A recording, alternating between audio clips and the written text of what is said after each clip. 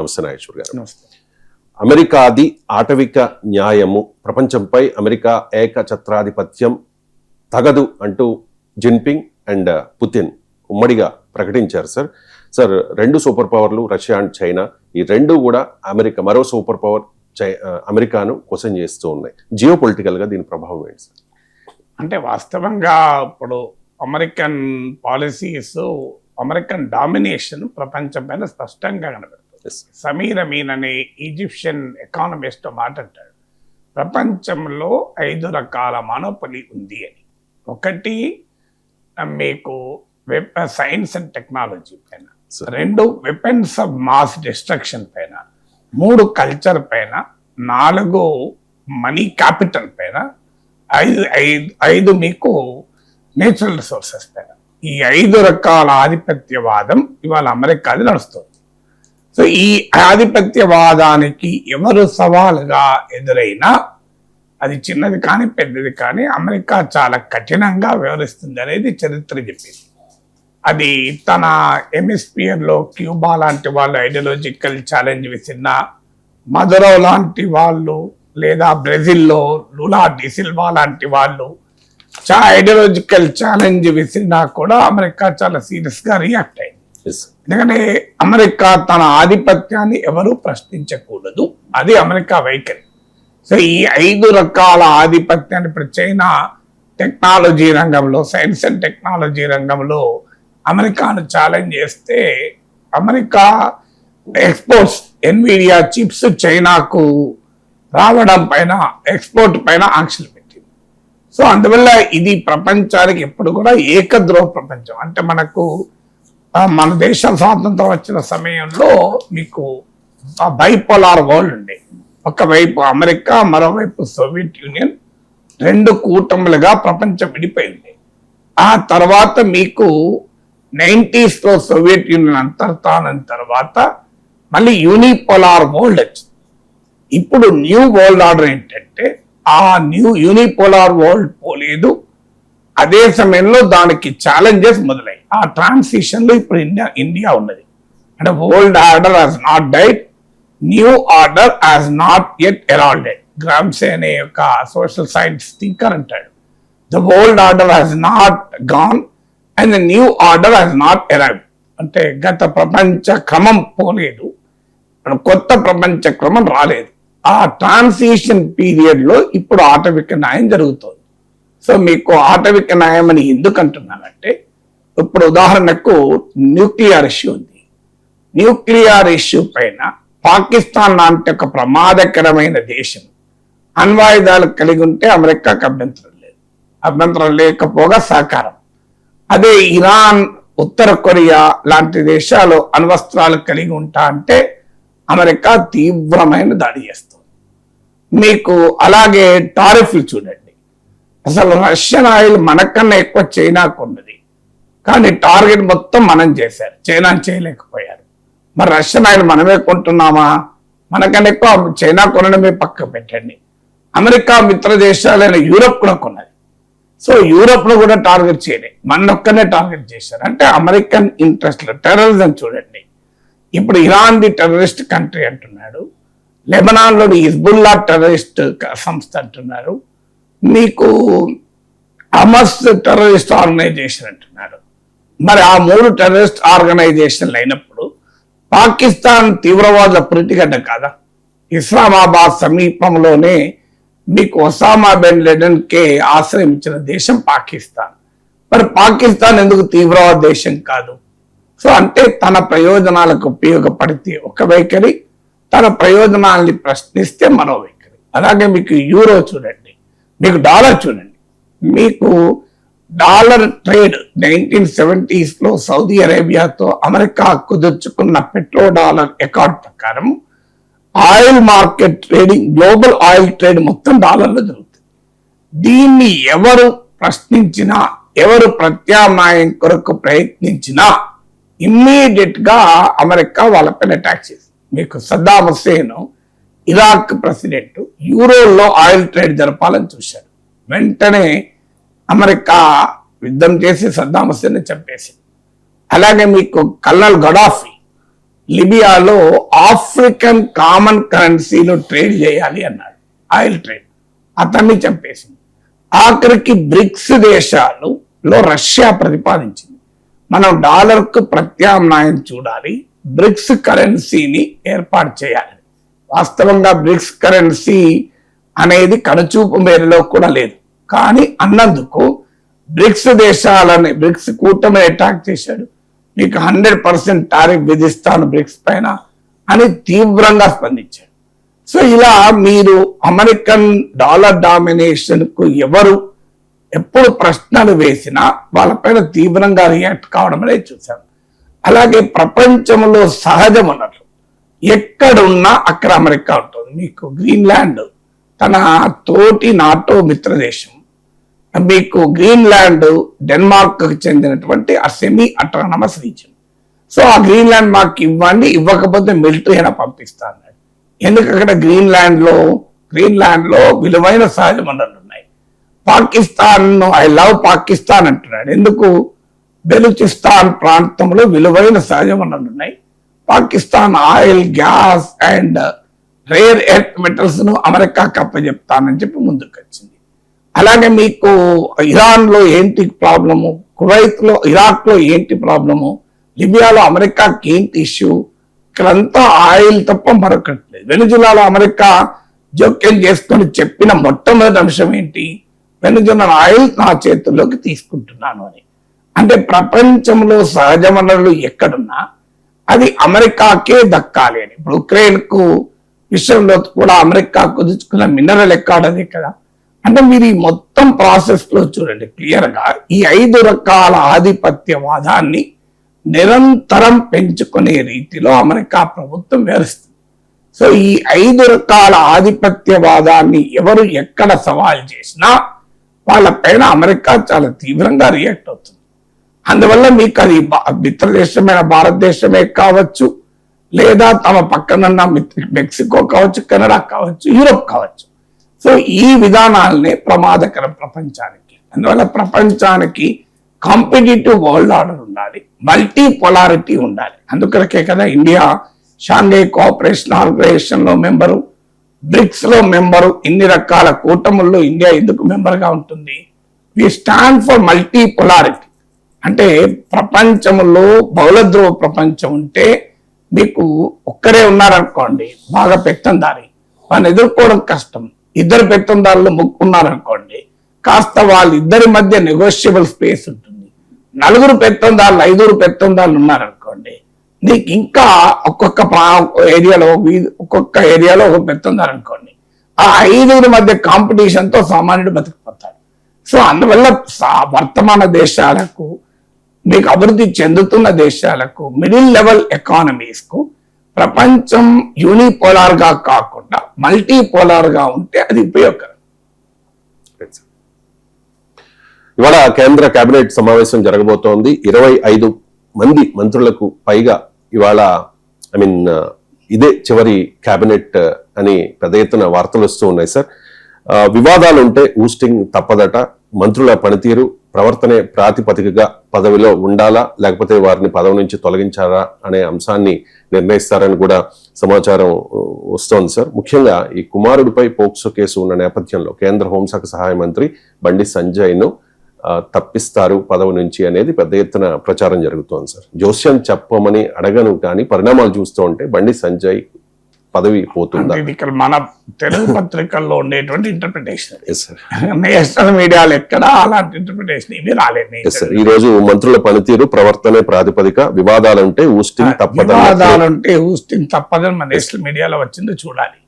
నేనైతే ఇక్కడ హెడ్లైన్స్ లో చూడలేదు, ప్రతి వార్త లోపలికి వెళ్ళి చూసే సమయం ఉండదు ఉదయాన్నే.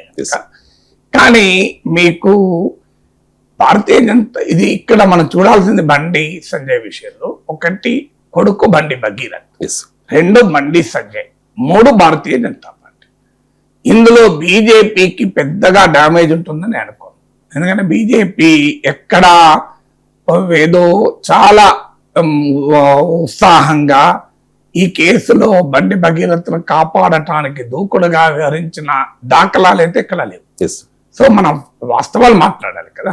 సో బీజేపీ ఎక్కడ వెనకేసుకొచ్చింది కూడా లేదు. బండి భగీరథ్ చాలా మంచివాడు, అన్యాయంగా ఆయన పైన ఈ రకమైన దాడి చేస్తున్నారు బీజేపీ వారు. మా బండి భగీరథ్ పైన బీజేపీ వారు ఎక్కడా లేదు. సో బీజేపీ వారు మొదటి నుంచి కూడా దీనిపైన స్ట్రాటజిక్ సైలెన్స్, సోషల్ డిస్టెన్స్ పాటించారు. ఎందుకంటే వారు ఇది పార్టీకి ఏ రకమైన డ్యామేజ్ జరగవద్దు అని. కానీ బండి సంజయ్ కేంద్ర హోంశాఖ మంత్రిగా ఉండడము, బండి సంజయ్ కేంద్ర హోంశాఖ మంత్రిగా ఉంటే బాధితురాలకు ఎలా న్యాయం జరుగుతుంది, ఆయనను బర్తరఫ్ చేయాలని అపోజిషన్ నుంచి డిమాండ్లు రావడము వల్ల ఈ చర్చ మొదలైంది. బండి సంజయ్ కూడా వాస్తవంగా బండి సంజయ్ సంబంధం ఏమీ లేదు, ఈ క్రైమ్ లో is not a partner. So ఈ అక్యూజ్ లో కూడా Bandi Sanjay is not accuse, నేరంలో అక్యూజ్ కాదు. అమ్మాయి తల్లిదండ్రుల్ని బెదిరించాడు అన్నది ఆయన పైన అలిగేషన్. సో అది కోర్టులో తేలాలి. బట్ ఆయన కలవడము, అలిగేషన్ ను బెదిరించాడు అనేది, ఆ బెదిరించడంలో కేంద్ర మంత్రిగా తనకున్న పలుకుబడి ప్రదర్శించాడు అన్నది ఆరోపణ. ఆ ఆరోపణ కూడా కోర్టులో ఏమీ ఇంకా విచారణ జరగలేదు, తేలలేదు. ఆరోపణ మాత్రం అన్ని వైపుల నుంచి వస్తున్న మాట నిజం. బండి సంజయ్ మాట్లాడిన తీరు వల్ల ఆ ఆరోపణకు బలం చేకూరు. బండి సంజయ్ అగ్రెసివ్ గా మాట్లాడడము, ఆ మొదలు కొడుకును అప్పజెప్పకపోవడం, కొన్ని రోజుల పాటు నా కొడుకు తప్పు చేయలేదు అని డిఫెండ్ చేయడము, మీకు వివిధ వేదికలను ఉపయోగించుకొని తన పార్టీ, తన సిద్ధాంత క్రెడెన్షియల్స్ ను పదే పదే ఈ సమయంలో గుర్తు చేయడము. నిన్న కూడా గుర్తు చేసి ఇవాళ కూడా పత్రికల్లో వచ్చింది, నాపై కాషాయ జెండా కప్తారు అని.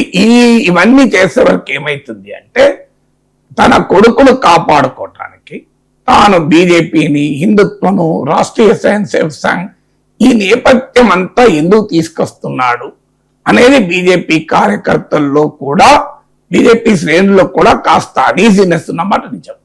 బండి సంజయ్ని అభిమానించే వారు కూడా ఇలా ఎందుకు సంజయ్ ప్రవర్తిస్తున్నాడు అనే భావన కూడా ఉంది. అయితే కొడుకు మీద మితిమీరిన ప్రేమ వల్ల చేస్తున్నాడు అన్నదే తప్ప బీజేపీ నాయకుడిగా చేస్తున్నాడు అని మాత్రం ఎవరు అనుకోవడం లేదు.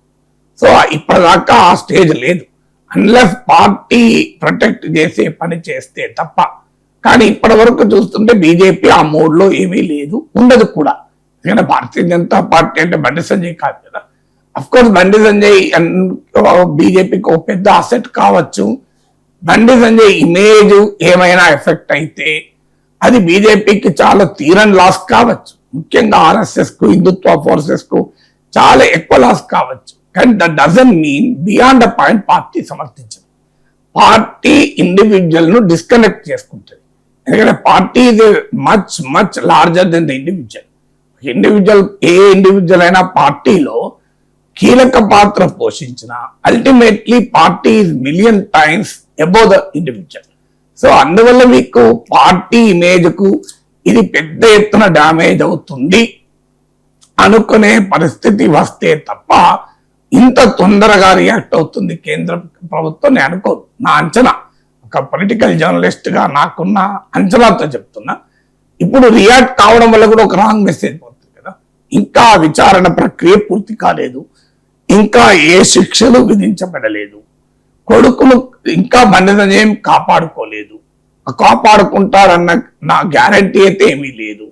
ఆల్రెడీ అరెస్ట్ అయి జైల్లో ఉన్నాడు. సో ఈ దశలో గనక ఆయనను తొలగిస్తే అపోజిషన్ డిమాండ్ కు తల ఒగ్గినట్టుంటుంది. సహజంగా మోడీ స్వభావం రీత్యా చూస్తే అపోజిషన్ డిమాండ్ కు తల వంచే స్వభావం కాదు. తన పార్టీకి నష్టం అవుతుంది అనుకున్నప్పుడు రియాక్ట్ అవుతాడు. కానీ ఎవరో అడిగారు కదా అనేటువంటి బెంబేలెత్తిపై పానిక్ గా రియాక్ట్ అయ్యేటువంటి టైప్ మోడీ కాదు, బీజేపీ పార్టీ కూడా కాదు. అందువల్ల ఇప్పటికిప్పుడు కనుక ఈ దశలో భవిష్యత్తులో ఏమవుతుంది, ఈ కేసు ఏ టర్న్ తీసుకుంటుంది, ఇది బీజేపీకి డ్యామేజ్ గా మారదా అవన్నీ ఫ్యాక్టర్స్ భవిష్యత్తులో ఉండవచ్చేమో. కానీ యాజ్ ఆఫ్ నౌ ఆ పరిస్థితి ఉంటుందని అనుకో. తర్వాత మనకు బ్యాక్గ్రౌండ్ హిస్టరీ కూడా ఉంది కదా. బండి సంజయ్ని ఒకసారి మార్చి బీజేపీ భారీగా నష్టపోయినటువంటి అంశం కూడా ఉంది. సో ఆ డైమెన్షన్ కూడా ఉంది కనుక తొందరపడి ఇప్పటికిప్పుడు బండి సంజయ్ని పక్కకు పెట్టి పక్క పెట్టిన రాష్ట్రంలో ఏదో ఒక బాధ్యత అయితే ఇవ్వాలి కదా, ఇవ్వకుండా ఆయన పార్టీలకు వెళ్ళి అయితే తీసేయరు కదా. సో అందువల్ల ఇప్పుడు ఆయన పైన చర్య తీసుకొని ప్రతిపక్షాల ఆరోపణలకు బలం చేకూర్చి పార్టీ ఏదో డ్యామేజ్ అయింది, దీనివల్ల డ్యామేజ్ అవుతోంది అనే పానిక్ సిచ్యువేషన్ లో పార్టీ ఉంది అన్న భావనను కల్పిస్తారని అనుకోను. బట్ ఇక రాజకీయాల్లో ఏదైనా జరగచ్చు. ఇవన్నీ మనకు బయటి వారిగా మనం చూస్తున్నప్పుడు కలిగే రాజకీయ పరిణామాలు. అంతర్గతంగా వాళ్ళ అసెస్మెంట్ ఎట్లుంది, ఏముంది అనేది మనకు తెలియదు. ఎందుకంటే ఒక లీగల్ పాయింట్ చెప్పడానికి ఏమవుతుంది అంటే, కేంద్ర హోంశాఖ సహాయ మంత్రిగా బండి సంజయ్ ఉన్నప్పుడు న్యాయం ఎలా జరుగుతుంది, ఎందుకంటే అక్కడ హయ్యర్ పర్సన్ ఉన్నాడు కదా అని. ఒకవేళ బండి సంజయ్ కేంద్ర హోంశాఖ సహాయ మంత్రిగా లేకపోయినా ఆయన బీజేపీ నాయకుడిగా అయితే ఉంటారు కదా. ఇప్పుడు ఈ బండి భగీరథ్ కేసు కొరకైతే మోడీ ప్రభుత్వం రాజీనామా చేయదు కదా. సో మోడీ ప్రభుత్వమే ఉంటుంది, బీజేపీ అధికారంలో ఉంటుంది దేశంలో. ఆయన ఇంకొక ఎక్స్టెన్షన్ రామచంద్రరావు అందుకే ముందే చెప్పాడు, మేము ఇది రాష్ట్ర ప్రభుత్వ కేసు, ఇది కేంద్రం కేసు కాదు. రాష్ట్రంలో కాంగ్రెస్ అధికారంలో ఉంది, మేము ఎలా ఒత్తిడి చేస్తాం అనే ఒక లాజిక్ బీజేపీకి ఆల్రెడీ ఉంది ప్రజలకు చెప్పుకోవటానికి. ఇదే కేంద్ర ప్రభుత్వ కేసు కాదు కదా అని. ఓకే, బీఆర్ఎస్ ఆరోపించవచ్చు, బీజేపీ కాంగ్రెస్ ఒక్కటే, బీజేపీ కాంగ్రెస్ పార్టీ నాయకులు కాంగ్రెస్ ముఖ్యమంత్రి కాపాడుతూ, ఇవన్నీ పొలిటికల్ ఆరోపణలు. కానీ ప్రజల ముందుకు వచ్చేటప్పుడు బీజేపీ కాంగ్రెస్ ఒక్కటే అనే నరేటివ్ అయితే జనం నమ్మరు కదా. ఎందుకంటే ఆ రెండు పార్టీలే దేశంలో ఘర్షణ పడుతున్న పార్టీలు. అందువల్ల ఏమనంటే బండి సంజయ్ కి సహకరిస్తున్నారనే ఆరోపణకైనా సమాజం కన్విన్స్ అవుతుందేమో, కానీ బీజేపీని కాపాడే పని కాంగ్రెస్ చేస్తుందంటే సమాజం కన్విన్స్ కాదు. అందువల్ల ఇప్పటికిప్పుడు పెద్ద పొలిటికల్ డ్యామేజ్ ఉండి ఇప్పుడు ఈ అంశం మరింతగా స్నోబాల్ అయ్యటానికి ఈ చర్య తీసుకుంటారనేది నాకు అనుమానమే. అయితే ఒకవేళ 25 మందిని నిజంగానే తీసేస్తే అది బండి సంజయ్ కొరగా 25 మంది తీయరు కదా. సో 25 మందిని తీసేసి ఒక మేజర్ సర్జికల్ ఆపరేషన్ కనుక మోడీ ప్రభుత్వం తీసుకుంటే అప్పుడు ఆ ప్రాసెస్ లో చెప్పలేము ఏం జరుగుతుంది అనేది. ఎందుకంటే మరి తీసేసి కొత్త వాళ్ళని తీసుకుంటారా, లేదా తీసేసి గవర్నమెంట్ సైజ్ తగ్గించి పొదుపు చర్యల్లో భాగంగా దీన్ని ప్రజెంట్ చేస్తారా. ఎందుకంటే రాబోయే కాలంలో భారీగా ప్రజల పైన భారాలు మోపే కాలం రాబోతుంది. ఎందుకంటే ఎకానమీలో ఆ హిడెన్ క్రైసిస్ కనబడుతుంది. అందువల్ల భవిష్యత్తులో భారీగా వచ్చేటువంటి భారాలకు సమాజం నుంచి నెగటివ్ రాకుండా ఉండేందుకు ప్రభుత్వం చూడండి, మోడీ కాంగ్రెస్ తగ్గించుకున్నాడు, ప్రభుత్వం కేబినెట్ సైజ్ తగ్గించుకుంది అనే నరేటివ్ బిల్డింగ్ లో భాగంగా ఒకవేళ మంత్రివర్గ స్థాయినే కుదించి పెద్ద ఎత్తున తొలగిస్తే అప్పుడు we do not know what will happen. కానీ ఈ కేసు వల్ల బీజేపీ ఏదో పానిక్ అయిపోయి, మోడీ ఏదో పానిక్ అయిపోయి తనకేదో పెద్ద డ్యామేజ్ జరగబోతుందని తొలగిస్తారని అయితే నేను అనుకో. ఈ మధ్యకాలంలో వంట గ్యాస్ ధర పెరిగింది, పెట్రోల్ ధరలు పెరిగాయి. పెట్రోల్ డీజిల్ ధరలు ఈ వారంలోనే 2 సార్లు పెరిగిన పరిస్థితి. నిత్యావసరాల రేట్లు కూడా పెరుగుతూ ఉన్నాయి సార్. అండ్ నెలవారీ బడ్జెట్ పెరగడంతో సామాన్య మధ్య తరగతి ప్రజలైతే చాలా ఇబ్బంది పడుతూ ఉన్నారు. మరోవైపు మోదీ అంటూ ఉన్నారు సార్, పొదుపు మంత్రాన్ని పాటించండి అని చెప్పి. ఏంటి సార్ సామాన్యుల పరిస్థితి ఏంటి, మీ కామెంట్ ఏంటి? అంటే ఇప్పుడు ఫ్యామిలీ బడ్జెట్ అయితే చాలా పెరుగుతున్నమా నిజం. ఎందుకంటే ఆల్రెడీ పెట్రోల్ ధరలు పెరిగాయి. మీకు ఇన్ఫ్లేషన్, హోల్సేల్ ఇన్ఫ్లేషన్ 8.8% దాకా వచ్చింది. మీకు రిటైల్ ఇన్ఫ్లేషన్ గా అది కన్వర్ట్ అయ్యడానికి కాస్త సమయం పడుతుంది, కానీ భారీ ఎత్తున ధరల పెరుగుదల అయితే కనబడుతుంది స్పష్టంగా. ఇప్పుడు గ్యాస్ సిలిండర్ ధర పెరిగింది, పెట్రోల్ ధర పెరిగింది, డీజిల్ ధర పెరిగింది. ఇది కూడా ఇంకా ఎక్కువ పెరుగుతుంది అంటున్నారు. పెరుగుడే కాదు, సప్లై ఛాలెంజెస్ కూడా ఉన్నాయి. మీకు ముఖ్యంగా commercial energy supplies demand rate బాగా పెరిగింది. కమర్షియల్ గ్యాస్ సిలిండర్ల ధర పెరిగింది. సో దీని ఫలితం మీకు ఏమవుతుందంటే అనివార్యంగా ఇప్పుడు కమర్షియల్ సిలిండర్ ధర పెరిగితే రెస్టారెంట్ లో ఫుడ్ వంటకాల నుంచి మొదలుకొని ఇండస్ట్రియల్ యాక్టివిటీ వరకు అన్నిటి ధరలు పెరుగుతాయి. అలాగే మీకు ఫెర్టిలైజర్ కొరత తీవ్రంగా రాబోతుంది. ఫెర్టిలైజర్ ధరలు కూడా పెరుగుతున్నాయి. ఫెర్టిలైజర్ ధరలు పెరిగితే మీకు అగ్రికల్చరల్ కమాడిటీస్ ధరలు పెరిగి కన్స్యూమర్ ఇబ్బంది పడతాడు. అగ్రికల్చర్ పైన ఆధారపడే రైతుల ఆదాయానికి గడ్డి పెడుతుంది. సో అందువల్ల మీకు ఫెర్టిలైజర్ ప్రైసెస్ పెరగడము, ఫెర్టిలైజర్ సప్లైస్ లో పెద్ద కొరత రావడం అనేది ఇవాళ ఒక మేజర్ ఛాలెంజ్ గా ముందుకు రాబోతోంది. మీకు పెట్రోల్ డీజిల్ ట్రాన్స్పోర్ట్ ఫ్యూయల్ కనుక మీకు అన్ని రకాల వస్తువుల ధరల పైన ఇది ప్రభావం పడుతుంది. ఆల్రెడీ గోల్డ్ ప్రైసెస్ చాలా ఎలివేటెడ్ గా ఉన్నాయి. గోల్డ్ అంటే కంపల్సరీ కమాడిటీ కాదు, కానీ ఎప్పుడైతే రూపాయి ఘోరంగా పతనం అవుతుందో మీకు ఏమవుతుందంటే ఇంపోర్ట్ కంటెంట్ ఉన్న ప్రతి వస్తువు ధరలు పెరుగుతాయి. అది పెట్రోల్ డీజిలే కాదు, మెడిసిన్సే కాదు, మీకు ఎలక్ట్రానిక్స్ కన్జ్యూమర్ గుడ్సే కాదు, ఇలా ఎక్కడ గోల్డ్ అండ్ సిల్వరే కాదు, ఎక్కడెక్కడైతే ఇంపోర్ట్ కంటెంట్ ఉందో ఆ మ్యానుఫ్యాక్చరింగ్ లో ఆ మ్యానుఫ్యాక్చర్ గూడ్స్ యొక్క ధరలన్నీ పెరుగుతాయి. మీకు అది అన్ని రకాల వస్తువులు. సో ఇది ఓవరాల్ గా పెద్ద ఎత్తున ఇన్ఫ్లేషన్ పెరుగుతుంది.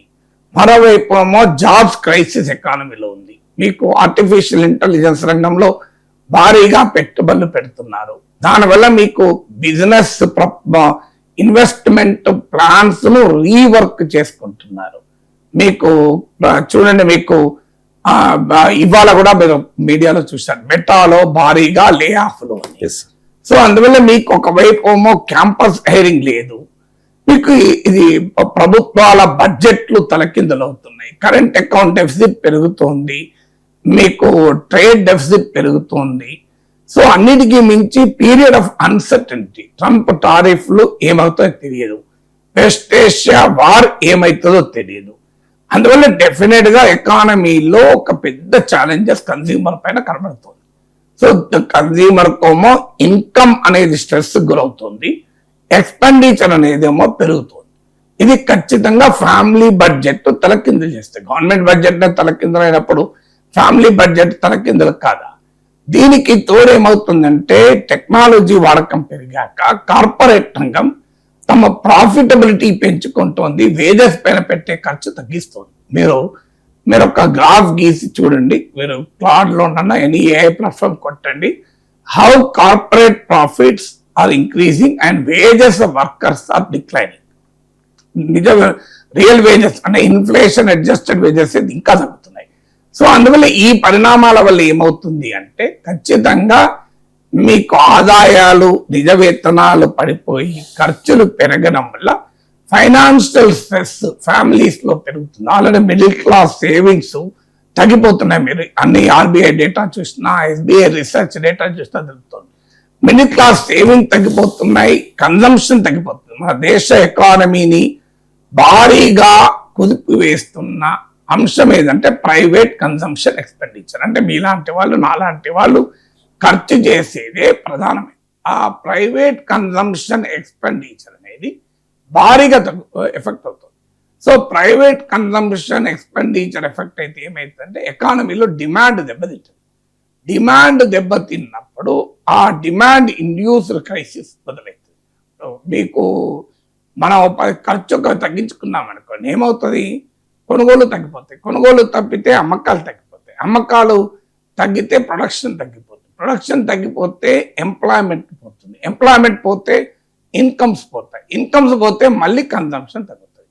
దీన్నే విషియస్ సర్కిల్ అంటారు. సో ఈ విషియస్ సర్కిల్ బ్రేక్ చేసి వర్చువస్ సర్కిల్లోకి రావాలి. కానీ ఇప్పుడు ఆ విషియస్ సర్కిల్ వల్ల ఈ సమస్య మరింత తీవ్రమయ్యేటువంటి పరిస్థితి ఉంది. అందువల్ల అన్లెస్ ప్రభుత్వము చాలా ఫోర్త్ రైట్ చర్యలు తీసుకోకపోతే డెఫినెట్ గా ఫ్యామిలీ బడ్జెట్ తలకిందులవుతుంది. సామాన్య మధ్యతరగతి ప్రజానీకం ఒక తీవ్రమైన ఆర్థిక ఇక్కట్లు ఎదుర్కోవాల్సి వస్తుంది. రాజ్యాంగంపై దాడి చేస్తూ ఉన్నారు, దేశాన్ని అమ్మేస్తూ ఉన్నారు ప్రధాని మోదీ, కేంద్ర హోంమంత్రి అమిత్ షా, అలాగే ఆర్ఎస్ఎస్. ఈ ముమ్మాటికి దేశ ద్రోహులు అంటూ ఉన్నారు రాహుల్ గాంధీ. సరే, प्रधानमंत्री गद्दार है आपका। जब ये आरएसएस से कार्यकर्ता आपके सामने आएंगे, नरेंद्र मोदी की बात करेंगे, अमित शाह की बात करेंगे, उनसे आप सामने उनको कहो कि आपका प्रधानमंत्री गद्दार है, आपका होम मिनिस्टर गद्दार है, आपका संगठन गद्दार है, आपने हिंदुस्तान को बेचने का काम किया है। अंबानी अदानी को पूरा देश बेच देता है, इस पर आक्रमण करता है। जब ये आरएसएस से कार्यकर्ता आपके सामने आएंगे, नरेंद्र मोदी की बात करेंगे, अमित शाह की बात करेंगे, उनसे आप सामने उनको कहो कि आपका प्रधानमंत्री गद्दार है, आपका होम मिनिस्टर गद्दार है, आपका संगठन गद्दार है, आपने हिंदुस्तान को बेचने का काम किया है। अंबानी अदानी को पूरा देश बेच देता है, इस पर आक्रमण करता है। Right sir. ఏంటి సార్ దేశానికి ద్రోహం చేస్తోంది ఎవరు? ఇదేమి కొత్త విమర్శ కాదు కదా. ఇప్పుడు అదానీ, అంబానీ, ఇద్దరు గుజరాతీ మిత్రులు, మీరు ఇది ఎప్పటి నుంచో చెప్తున్న మాటే. Yes. ఇప్పుడు మన దేశంలో క్యాపిటలిజానికి, మన దేశంలో క్యాపిటలిస్టులకు రాజకీయ నాయకులకు ఉన్న సంబంధాలు కొత్త కాదు. ఇది బీజేపీ టైంలోనే పుట్టలేదు, బీజేపీతోనే స్టార్ట్ కాలేదు.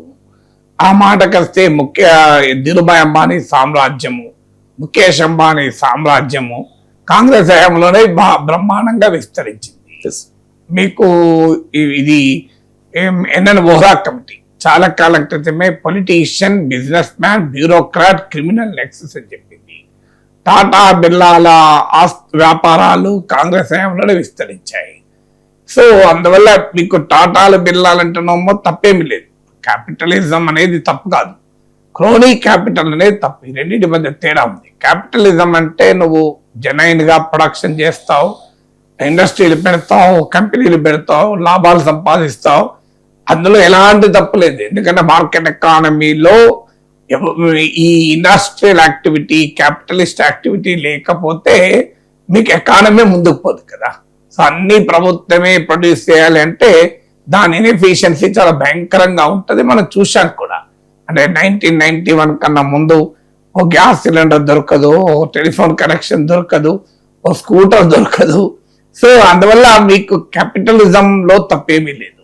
కానీ మీకు అటల్ బిహారీ వాజ్పేయి అన్నాడు, unbridled privatisation is dangerous to the economy అని. అంటే అదుపు ఆజ్ఞలు లేని పెట్టుబడిదారీ విధానము ప్రమాదకరం. రఘురామ్ రాజన్ అయితే ఏకంగా పుస్తకం రాశాడు, సేవింగ్ క్యాపిటలిజం ఫ్రమ్ క్యాపిటలిస్ట్ అని. అంటే పెట్టుబడిదారుల నుంచే పెట్టుబడిదారీ ఆర్థిక వ్యవస్థను కాపాడాలి అని చెప్పి 2008 ఫైనాన్షియల్ క్రైసిస్ కు ముందు రాసింది. సో అందువల్ల మీకు క్యాపిటలిజం అనేది నేరం కాదు, కానీ అది అదుపు ఆజ్ఞలు లేనప్పుడు సమాజానికి అది ప్రమాదకరంగా మారుతుంది. సో భారతదేశంలో డబ్బుకు, మనీకి, పాలిటిక్స్ ఉన్న లింక్, క్యాపిటలిస్టులకు, పొలిటికల్ పార్టీస్ ఉన్న లింక్ ఇవాళ కొత్త ఏమి కాదు. అది మోడీతో మొదలు కాలే, మోడీ కన్నా ఉండాలి.